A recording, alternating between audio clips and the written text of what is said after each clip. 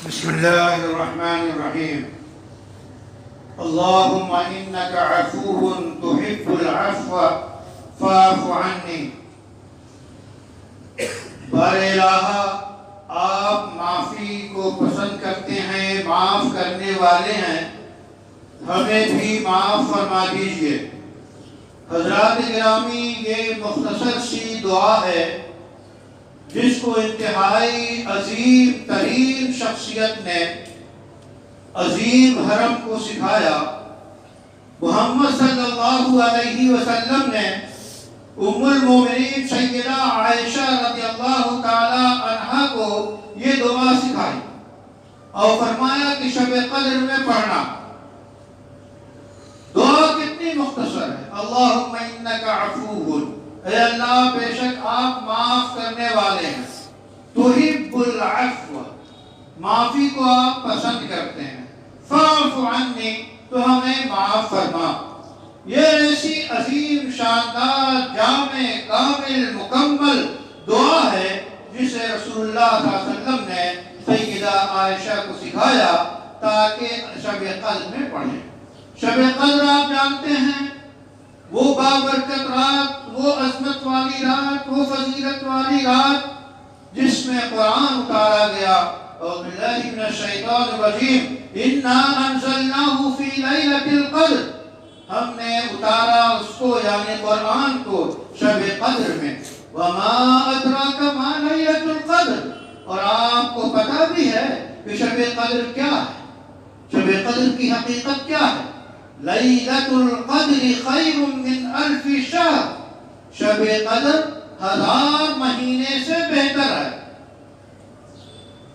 یہ ہے شب قدر کہ شب قدر میں قرآن اتارا گیا۔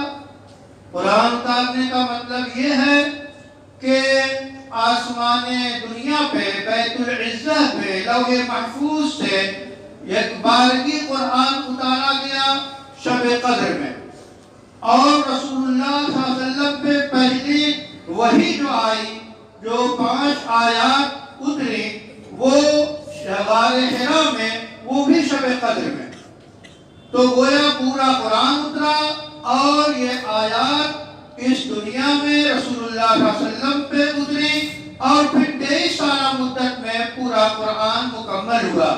تو نزول قرآن شب قدر میں ہوا، اس لیے شب قدر کی حیثیت بڑھ گئی، اور اسی طرح قرآن اور رمضان اور شب قدر یہ سب کی حیثیت کو بیان کیا گیا، اور شب قدر کی یہ فضیلت بیان کی کہ 1000 مہینے سے بہتر ہے، یعنی جو عبادت آپ 1000 مہینے میں کریں وہ شب قدر ایک رات میں کریں تو برابر ہے۔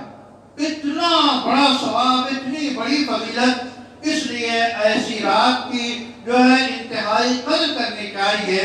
تو اس سورے میں باقاعدہ تعارف کرایا گیا کہ اس میں فرشتے اترتے ہیں اور روح یعنی جبرائیل علیہ السلام اترتے ہیں، اللہ کی اجازت سے آتے ہیں اور ہر اہم معاملہ لے کر آتے ہیں۔ اس رات میں سارے اہم فیصلے ہوتے ہیں، اور یہ رات جو ہے سراپا سلامتی ہے اور صبح صادق تک رہتی ہے، یعنی یہ ہے شب قدر کا تعارف۔ بخاری اور مسلم کی روایت ہے جس میں بیان کیا گیا کہ شب قدر کو تلاش کرو آخری عشرے میں، رمضان کے آخری عشرے میں شب قدر تلاش کرو۔